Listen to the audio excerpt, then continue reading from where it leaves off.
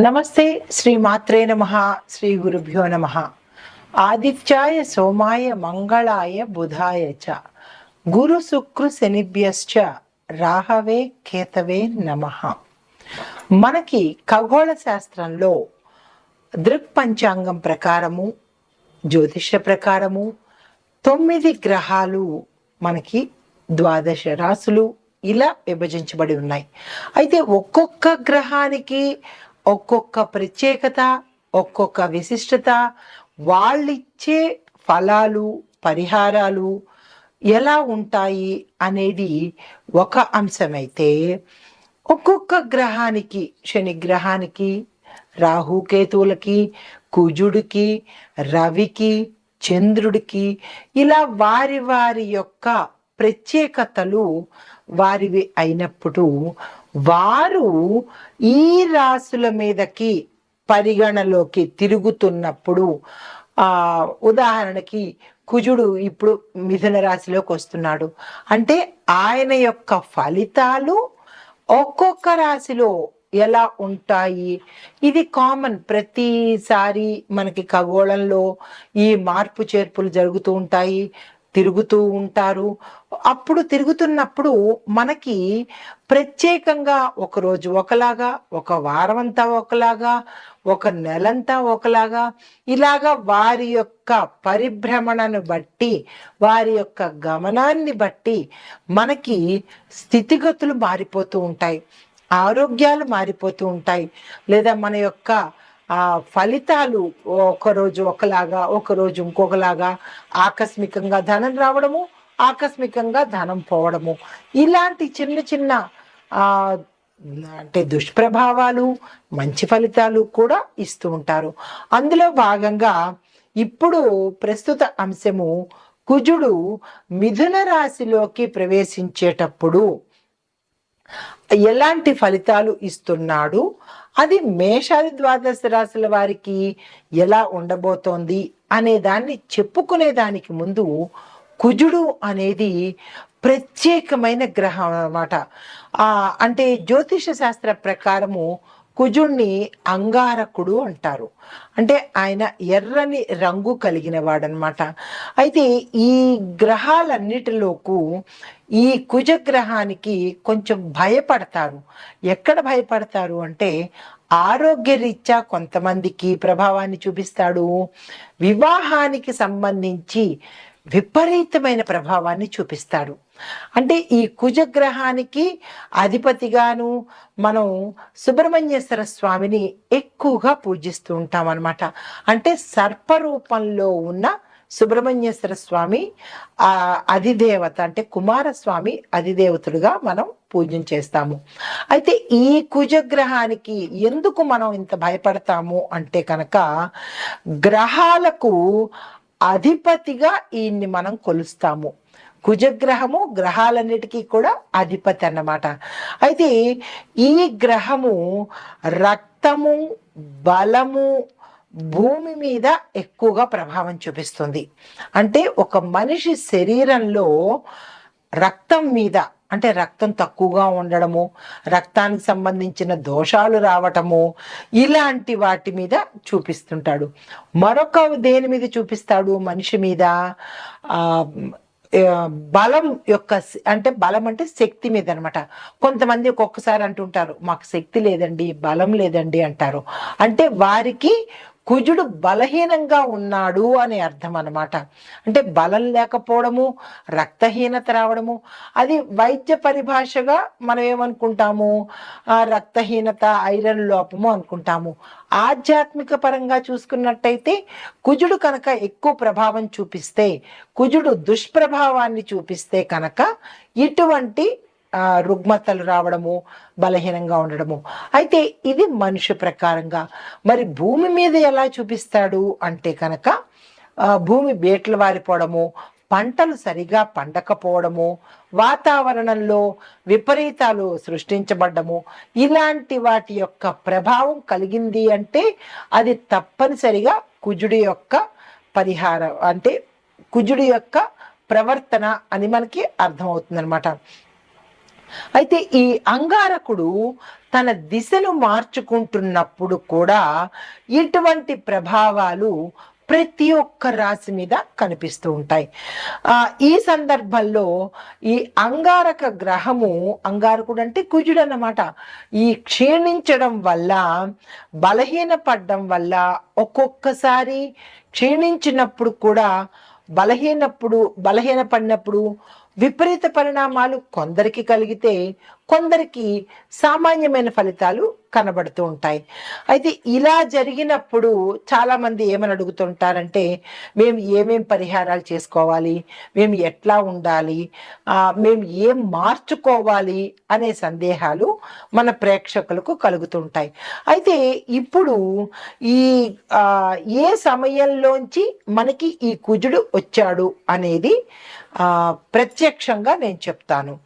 ఈ గ్రహ మార్పు అనేది ఎవరికి అధిపతి అంటే, కుజుడు మేషరాశికి, వృశ్చిక రాశికి అధిపతి. ఇలా ఈ గ్రహాలన్నీ కూడా కొన్ని రాశులకు అధిపతి అవుతారు. ఇప్పుడు శనేశ్వరుడు ఉన్నాడు, మకర కుంభాలకు అధిపతి అన్నమాట. అలాగే కుజుడు మేషరాశికి, వృశ్చిక రాశికి కూడా అధిపతి. ఈ అధిపతులు అవ్వడం వల్ల ఒక రకమైన, అంటే వారికి ఫేవర్ చేస్తూ ఉంటాడు. ఎవరైతే ఏ రాశులకు అధిపతి అవుతారో ఆ రాశులకి ఫేవర్ చేస్తూ, అంటే ఫేవర్ అంటే మరీ ఎక్కువ ఫేవరిజం కాకుండా కొంచెం సులువు సూత్రాలు ఇస్తుంటాడు. అయితే మిగతా రాశుల వాళ్ళకి ఇవ్వడా అంటే మిగతా రాశుల వాళ్ళకి ఇస్తాడు, కాకపోతే వీరి మీద ప్రభావం ఎక్కువగా ఉంటుందన్నమాట. ఇంకొక పరంగా చూసినట్టయితే కనుక ఈ కుజగ్రహము గత సంవత్సరం అక్టోబర్లో 20వ తారీఖున, అంటే 2024 అక్టోబర్లో మిథున రాశిని వదిలేసి కర్కాటకంలోకి ప్రవేశించాడు. కర్కాటకంలోకి ప్రవేశించినప్పుడు ఆ గ్రహస్థానము ఆ ఏడాదంతా ఉంది. అంటే అక్టోబరు, నవంబరు, డిసెంబరు, జనవరి వరకు ఉంది. జనవరి 21 నుంచి మళ్ళా తన స్థానాన్ని మార్చుకొని 25, అంటే 2025 ఇప్పుడు ప్రస్తుతం అన్నమాట, జనవరి 21 నుంచి మళ్ళా మిథున రాశిలోకి వచ్చేసాడు. మిథునంలోకి, కర్కాటకంలోకి వెళ్ళి మళ్ళా రివర్ట్ అయ్యి మళ్ళా మిథునంలోకి వచ్చాడనమాట.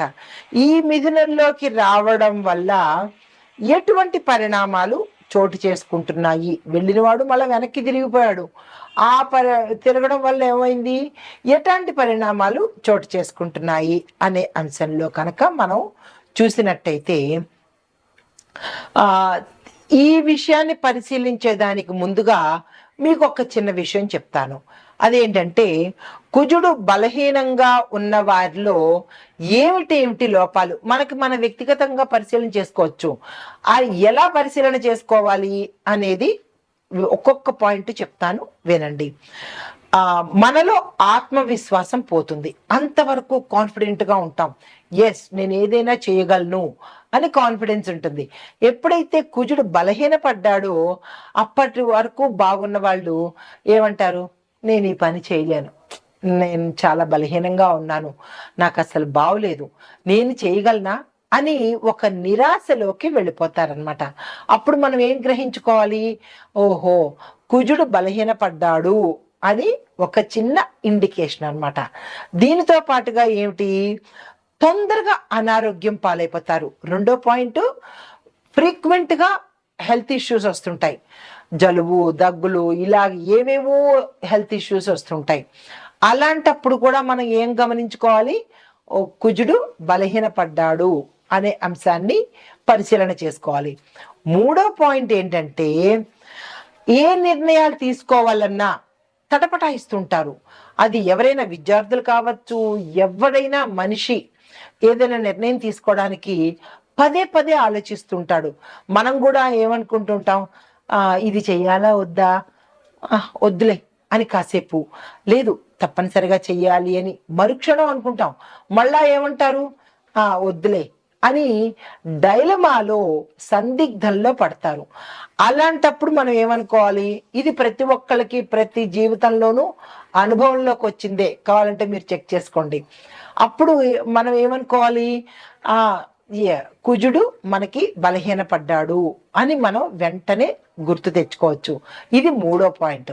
ఇక 4వ పాయింట్ ఏంటంటే, ఇంట్లో పిల్లలకు, పెద్దవాళ్ళకి ఇలాగా, చిన్న పిల్లలకి తరచూ అనారోగ్యం రావడం, ఊరికూరికే పడిపోతూ ఉండడము, ఊరికూరికే దిష్టి తగులుతూ ఉండడము, వారు ఏ పని మీద ఇంట్రెస్ట్ చూపించకపోవడము, కడుపు నొప్పని, తలనొప్పని ఏదో సాకులు చెప్తూ ఉండడము, ఇలా వాళ్ళు ప్రవర్తిస్తున్నారు అంటే కనుక తల్లిదండ్రులకి వెంటనే గుర్తుకు రావాలి. ఏమని? మనకి కుజుడు కుజుడు బలహీనంగా ఉన్నాడు అనే అంశాన్ని గుర్తు తెచ్చుకోవాలి. ఇది 4వ పాయింట్ అన్నమాట. అయితే శరీరంలో కొంతమందికి రక్తము తగ్గిపోతూ ఉంటుంది. రక్తం ఎప్పుడైతే తగ్గిపోయిందో వైద్యపరంగా ఏం చెప్తాం? ఎనీమియా వచ్చేసింది, వీళ్ళకి రక్తహీనత వచ్చింది అని డాక్టర్లు చెప్తారు. కానీ డాక్టర్లు ఏం చెప్తారు? మందులు చెప్తారు తప్ప వాళ్ళకి ఆధ్యాత్మిక పరంగా తెలియదు కదా, జ్యోతిష్య పరంగా తెలియదు కదా. జ్యోతిష్య పరంగా మేమేం చెప్తాము అంటే, కుజుడు బలహీనపడ్డాడు కాబట్టి కుజుడికి సంబంధించిన గ్రహాలు శాంతి చేయించుకుంటే, ఎందుకు? కుజుడు రక్తం మీద ప్రభావాన్ని చూపిస్తాడు కాబట్టి దానికి సంబంధించిన పరిహారాలు చేసుకోవాలి. అది తప్పనిసరిగా మనకి జాతకంలోనే బయటపడుతుంది. డాక్టరు నాడి పట్టుకుంటేనో, స్టెత్ పట్టుకుంటేనో, కళ్ళు చూస్తేనో రక్తం లేదు అని చెప్తాడు. జ్యోతిష్యులు ఏం చెప్తారు? జాతక పరిశీలన చెయ్యంగానే అందులో మీకు కుజదోషం ఉంది కాబట్టి మీకు ఈ పరిస్థితులు వస్తున్నాయి అనే అంశాన్ని చెప్తారు. అంటే ఇటు వైద్యపరంగానూ కరెక్టే, ఇటు ఆధ్యాత్మిక పరంగానూ కరెక్టే. రెండు మనం తీసుకోవాలి. ఈ రెండు తప్పనిసరి, ఒకటే బేస్ మీద కాకుండా. అయితే దీనికి మనం ఏం చేసుకోవాలి అంటే కనుక ఎక్కువ క్యారెట్ తీసుకోవాలి. అంటే రక్తం తక్కువ ఉన్న వాళ్ళకి రెమెడీస్ చెప్తున్నాను. క్యారెట్ తీసుకోండి, టమాటాలు తీసుకోండి, బీట్రూట్లు, పప్పు, బెల్లము, ఇటువంటి పదార్థాలు మీరు తీసుకుంటూ ఇవే పదార్థాలు దానంగా ఇచ్చేయండి. అంటే వైద్యపరంగా మీరు ఇవి తింటూ ఉండాలి, ఆధ్యాత్మిక జ్యోతిష్య పరంగా ఇవి దానాలు ఇవ్వాలి. ఇస్తే అటు డాక్టర్ని మీరు సాటిస్ఫై చేసినట్టు, ఇటు గ్రహాల్ని కూడా సాటిస్ఫై చేసినట్టు అనమాట. గుర్తుపెట్టుకోండి, ఇవి మీరు దానంగా ఇవ్వాలి. దీనితో పాటుగా సాధ్యమైనంత వరకు డాక్టర్లు ఏం చెప్తుంటారు? ఎక్కువగా మీరు నేల మీద పడుకోండి, దిళ్ళు పెట్టుకోకండి అని చెప్తుంటారు కదా. అది వైద్యపరంగా. అయితే ఇప్పుడు జ్యోతిష పరంగా కూడా మనం ఏం చేయాలి? కుజగ్రహం తక్కువగా ఉన్నప్పుడు, బలహీనంగా ఉన్నప్పుడు తప్పనిసరిగా మీకు ఈ సిమ్టమ్స్ కనపడుతుంటే నేల మీదే పడుకోండి. ఎందుకు అంటే కుజుడు అంటే అంగారకుడు భూమిపుత్రుడు కదా, కాబట్టి భూశయనం తప్పనిసరి అన్నమాట. అప్పుడు కొంత గ్రావిటేషనల్ పవర్గా, అంటే నేను మీకు రెండూ చెప్తున్నాను, ఆధ్యాత్మికంగాను చెప్తున్నాను, అంటే ఆధ్యాత్మికం అంటే జ్యోతిషపరంగాను చెప్తున్నాను, ఇటు వైద్యపరంగాను చెప్తున్నాను. ఈ వైద్యపరంగా కూడా ఏం చేయొచ్చు? మనం నేల మీద పడుకోవచ్చు. నేల మీద ఎందుకు అంటే భూమికి గ్రావిటేషన్ పవర్ ఉంటుంది కాబట్టి మనలో ఏదైనా శక్తిహీనత ఉంటే, వెంటనే నెగిటివిటీ ఉంటే అది భూమి తీసేసుకుంటుంది అనమాట. ఆ పరంగా భూమి మీద పడుకోమని చెప్తారు. ఇటు జ్యోతిష పరంగా అంగారకుడు భూమిపుత్రుడు కాబట్టి భూశయనం చేస్తే మనకి రక్త ప్రసరణ ఎక్కువగా, నరాలు యాక్టివేట్ అయ్యి రక్త ప్రసరణ వృద్ధి అవుతుంది. ఇది రెండు పరంగా చెప్తున్నాను, జాగ్రత్తగా వినుకోండి. దీంతో పాటుగా ఏం చేయొచ్చు అంటే కనుక ప్రతిరోజు సూర్యుడికి నమస్కారం పెట్టాలి, తప్పదు. సూర్యుడికి నమస్కారం పెడితే కొంత పరిహారం కలుగుతుందన్నమాట. దీనితో పాటుగా మరికొంత ఏంటంటే చిన్న చిన్న పరిహారాలు చెప్తాను. ఆ పరిహారాలు జ్యోతిష్య పరంగా చెప్తాను, అది తర్వాత ఎపిసోడ్లో చెప్తాను. తప్పనిసరిగా వినండి. స్కిప్ చేయకండి. ఇప్పుడు కుజుడు మనకి ఎలాంటి ఫలితాలు ఇస్తాడు అనే అంశాన్ని చూసాం కదా. అయితే ఈ కుజదోష నివారణలు మనం ఆధ్యాత్మిక పరంగా, జ్యోతిష పరంగా ఎలా చేసుకోవాలి అనేది ఒక్కొక్క పాయింట్గా చెప్తాను. వీలైతే నోట్ చేసుకోండి, లేదా అంటే మళ్ళా చూసుకోండి. చాలా మోస్ట్ ఇంపార్టెంట్ అయిన రెమెడీస్ నేను మీకు అందిస్తున్నాను. కుజదోష నివారణకు శివాలయంలో ఏకాదశ రుద్రాభిషేకం చేయించుకోవాలి. మొదటి పాయింట్. 7 మంగళవారాలు చేయించుకోవాలి. మీకు సందేహం రావచ్చు, ఎన్ని సార్లు చేయించుకోవాలి అని. 7 మంగళవారాలు శివాలయంలో ఏకాదశ రుద్రాభిషేకం చేయించుకోవాలి. మొదటి పాయింట్. అది ఎప్పుడు చేయించుకోవాలి? ఉదయం 7 గంటల లోపల. ఇది ఫస్ట్ పాయింట్. తరువాత నాగుల పుట్టను దర్శనం చేసుకొని పుట్టమన్ను చెవికి ధరించాలి. ఇది రెండో పాయింట్, తప్పనిసరిగా చేసుకోవాలి. మూడో పాయింట్, ఆదివారం నాడు ప్రతిరోజు అంటే ప్రతి ఆదివారం నాడు సాయంత్రం 4:30 గంటల నుంచి 6 గంటల లోపుగా నిమ్మకాయ డొప్ప మీద దీపారాధన చెయ్యాలి. తరువాత సుబ్రహ్మణ్య అష్టకం చదవాలి, తప్పనిసరి. గుర్తుంది కదా. తరువాత మూడో పాయింట్, కుజదోష నివారణకు 12 రోజుల పాటు 9 సార్లు 12 రోజులు అంటే ఒక్కొక్క రోజు 9 సార్లు సుబ్రహ్మణ్యేశ్వర స్వామి అష్టోత్తర శతనామావళి చదవాలి. గుర్తుంది కదా. తరువాత అష్టమూలిక తైలంతో సుబ్రహ్మణ్యేశ్వర స్వామి వారికి దీపారాధన తప్పనిసరిగా చేసుకోవాలి. శని, ఆది, సోమవారాల్లో రాహుకాల సమయంలో మాత్రమే ఈ పనులు చేసుకోవాలి. తరువాత ఇది దీపాన్ని ముట్టించడానికి అంటే దీపారాధన చెయ్యడానికి ఎటువంటి ఒత్తు వాడాలి అంటే మనం రెగ్యులర్గా పెట్టుకునే తెల్ల ఒత్తులు కాదు, ఎర్రని ఒత్తులుతో పాటు ఈ అష్టమూలికా తైలంతో ప్రమిదలో ఈ ఆది, శని, సోమవారాలు గుర్తుంది కదా, ఈ వారాల్లో ఈ పరిహారం చేసుకోవాలి. మరి ఒక పరిహారము, శని, ఆది, సోమవారాల్లో అష్టమూలికా తైలంతో సుబ్రహ్మణ్యేశ్వర స్వామి వారికి మట్టి ప్రమిదలో ఎర్రని ఒత్తు వేసి దీపారాధన చేసుకోవాలి. ఎరుపు రంగు కుజుడికి ప్రతీక కాబట్టి, ఇష్టపడతాడు కాబట్టి ఆ పరిహారం తప్పనిసరిగా చేసుకోండి. తరువాత సుబ్రహ్మణ్యేశ్వర స్వామి కరావలంబ స్తోత్రము 11 రోజుల పాటు 80 సార్లు చదవాలి. ఇందులో ఎటువంటి డిస్కౌంట్లు లేవు, ఎటువంటి అమెండ్మెంట్స్ లేవు.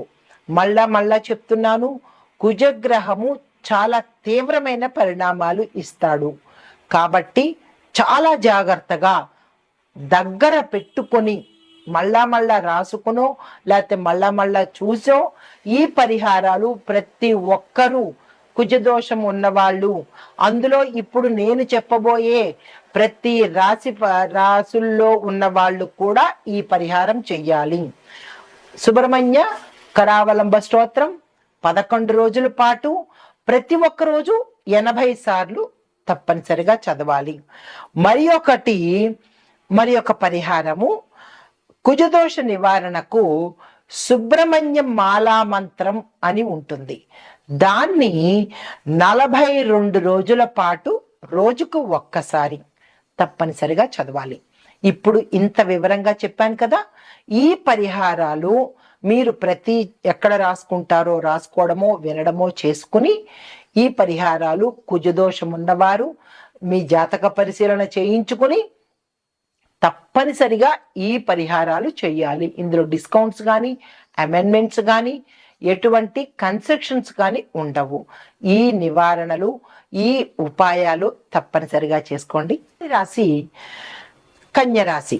ఈ కన్యరాశిలో ఉన్న వారికి ఈ కుజ సంచారం వల్ల బుధుడు కుజుడు కలిసి ఎలాంటి ప్రభావాన్ని చూపిస్తున్నారు ఏ రంగంలో ఉన్న వారికి అంటే కనుక, ఉద్యోగస్తులకు విధులలో అంటే మీ రంగంలో ఉన్న వారికి మీ యొక్క పనిలో విపరీతమైన ఒత్తిడిని కలగజేస్తాడు. మానసిక అశాంతి, తీవ్రమైన స్ట్రెస్సు, దానివల్ల మానసిక ఆందోళన, మరికొంతమందికి ఉద్యోగం మానేద్దామా అన్న ధోరణిలోకి వెళ్ళిపోయే పరిస్థితి, టెన్షన్స్, దానివల్ల బీపీలు పెరగడాలు, టార్గెట్లు పూర్తి చేయలేని పరిస్థితి, ఇలాంటి గందరగోళ పరిస్థితిని కలగజేస్తున్నాడు కుజుడు అన్నమాట. దీనికి మీరు పరిహారం చేయించుకోవడం, స్ట్రెస్ తగ్గించుకోవడము, ఇలాంటి పనులు చేసినట్టయితే కనుక ఒకంత లాభం కలిగే అవకాశం ఉంది. తర్వాత వ్యాపారస్తులకు మీకు కాంపిటీటర్స్ ఎక్కువ పెరిగిపోతుంటారు. మీరు పెట్టిన దగ్గరే మరొకళ్ళు మీలాంటి ప్రోడక్ట్సే పెట్టడము, మీరు పెట్టిన వ్యాపారమే మీ ఎదురుకుండానో మీ పక్కనో స్టార్ట్ చేయడము, ఇలాంటి పనులు చేయడం వల్ల మీకు ఏమవుతుంది, కాంపిటీషన్ పెరిగిపోతుంది. వాళ్ళు హై రేట్కి వెళ్ళిపోతుంటారు, మీరు డౌన్ ఫాల్ అయ్యే పరిస్థితి కనబడుతుంది. అప్పుడు మీరు తట్టుకొని నిలబడలేని పరిస్థితి రావచ్చు. కాబట్టి దానికి సంబంధించిన పరిహారాలు మీరు చేసుకోండి. పెట్టుబడులు పెట్టాలి అంటే కనుక ఆచితూచి ప్రవర్తించండి. లేదు వ్యాపార విస్తరణ చెయ్యాలంటే కనుక మీ పక్కన అంటే మీ చుట్టుపక్కల కానీ వేరే ప్రదేశాల్లో కానీ మీకు సంబంధించినటువంటి సేమ్ ఎగ్జాక్ట్ ఇదే వ్యాపారం కనుక ఎవరైనా చేస్తుంటే కనుక కొంచెం జాగ్రత్తలు పాటించుకుంటూ వేరే ప్రదేశంలో కానీ వేరే వీధిలో కానీ అలాగా కొంచెం డిస్టెన్స్లో కనుక మీరు పెట్టుకున్నట్టయితే నష్టాలు బారి పడకుండా ఉండే అవకాశం కనబడుతోంది. దానికి తగిన జాగ్రత్తలు తీసుకోండి. అయితే ఆరోగ్యానికి సంబంధించి కనుక చూసినట్టయితే కడుపుకు సంబంధించిన, జీర్ణ వ్యవస్థకు సంబంధించిన రుగ్మతలు, ప్రమాదాలు, ఆపరేషన్లు జరిగే పరిస్థితి, దీనితో పాటుగా కీళ్లకు సంబంధించినటువంటివి, లార్జ్ ఇంటెస్టైన్, స్మాల్ ఇంటెస్టైన్ అంటే పెద్ద ప్రేవులు, చిన్న ప్రేవులకు సంబంధించినటువంటి ఏమైనా సమస్యలు వచ్చే అవకాశం ఉంది. అది ఎందువల్ల వస్తుంది అంటే కనుక మీరు తినే ఆహారంలో కానీ, మీరు పాటించే డైట్లో కానీ, లేదా మీరు చేసుకునే లైఫ్ స్టైల్ని బట్టి కూడా, అంటే ఇర్రెగ్యులర్గా తినడము, ఎక్కడ పడితే అక్కడ తినడము, ఏది పడితే తినడము, ఇలాంటివన్నీ చేసినట్టయితే కనుక ఇటువంటి జీర్ణ సంబంధితవి, కాలేయానికి సంబంధించినవి వస్తాయి. మరి తప్పదు కదా, ఎక్కడ పడితే అక్కడ తినేస్తూ, ఏది పడితే తినేస్తూ, కడుపు ఉంది కదా అని వేసేస్తూ ఉంటే మరి దాని పని అది చేసుకుంటుంది కదా మరి. కాబట్టి మీ యొక్క ఆహారం పట్ల, మీరు తినే తిండి పట్ల, మీ యొక్క వ్యవహార శైలి పట్ల కూడా మీరు జాగ్రత్తలు తీసుకున్నట్టయితే కనుక ఇది మన వైద్యపరంగా చూసినట్టయితే. మరి జ్యోతిష పరంగా చూసినట్టయితే కుజుడికి సంబంధించిన పరిహారాలు తప్పనిసరిగా చేసుకోండి. అయితే దానికి సంబంధించింది ఏంటంటే మంగళవారం రోజు ఎవరికైనా స్వీట్స్ పంచండి. తీపి పదార్థాలు ఎవరైనా పేదవాళ్ళకి కావచ్చు, పిల్లలకి కావచ్చు, మంచి స్వీట్ పదార్థాలు పంచండి. కక్కుర్తిపడి ఏ రోడ్డు మీదో అమ్మినవో, లేదంటే సైడ్ కాలువల దగ్గర అమ్మినవో, తక్కువలో వస్తున్నాయనో అలాంటివి మాత్రం పనులు చేయకండి. ఆ పాపాలు మరింక పెరిగే అవకాశం ఉంటుంది. కాబట్టి అలాంటివి కాకుండా ఇచ్చేది మంచివి చూసి మిఠాయిలు కనుక పిల్లలకి కానీ పెద్దవాళ్ళకి కానీ పంచినట్టయితే విశేషమైన ఫలితాలు పొందే అవకాశము, అది కూడా మంగళవారం నాడేసుమా. దీనితో పాటు ప్రతి మంగళవారము ఆంజనేయ స్వామి ఆలయ దర్శనం చేసుకోవడం ఒక నియమంగా పెట్టుకున్నట్టయితే ఆ స్వామివారి యొక్క అనుగ్రహము, కుజుడి యొక్క తీవ్రతను తప్పించుకునే అవకాశము కనబడుతుంది. ఇవి జ్యోతిష పరంగా నేను గోచార రీత్యా చెప్పే ఫలితాలు, పరిహారాలు.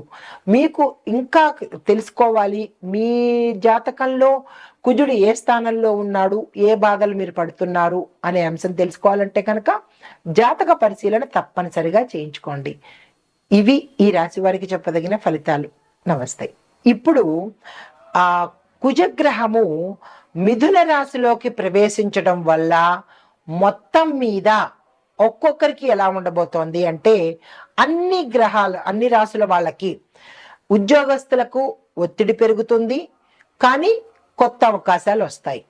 వ్యాపారస్తులకు పెట్టుబడుల్లోనూ మంచి అవకాశాలు వస్తాయి. కొన్ని వ్యాపారాలు నష్టాల్లోకి పెడతాయి. ఆరోగ్యపరంగా చూసినట్టయితే శస్త్రచికిత్సలు జరగడము, హృదయానికి, లంగ్స్కి, తర్వాత జీర్ణ వ్యవస్థకు, ఇలా మేజర్ పార్ట్లకు ఇబ్బంది కలిగే అవకాశం ఉంది. అది జాగ్రత్తలు తీసుకోండి. కుటుంబ పరంగా ఒత్తిడులు, విడిపోవడాలు, ఇలాంటి సమస్యలు కనబడుతున్నాయి. అవి జాగ్రత్తలు తీసుకోండి. అయితే ముఖ్యమైన పరిహారాలు ఓవరాల్గా చెప్పదగినది ఏంటంటే, హనుమాన్ చాలీసా ప్రతి ఒక్కళ్ళు 3 సార్లు చదవవలసిందే. తరువాత రక్తదానం తప్పనిసరిగా చేయాల్సిందే. ఎర్రని వస్త్రధారణ ప్రతి మంగళవారము ధరించవలసిందే. గోపూజ, శివపూజ తప్పనిసరిగా చేయవలసిందే. ఇవి ఓవరాల్గా ఈ పరిహారాలు కుజ ప్రభావ సంబంధిత దోషాలు ఉన్నవాళ్ళు తప్పనిసరిగా చేయించుకోవాలి. ఇది మరీ చెప్తున్నాను. ఆ దిశగా మీరు ప్రయత్నం చేయండి. నమస్తే.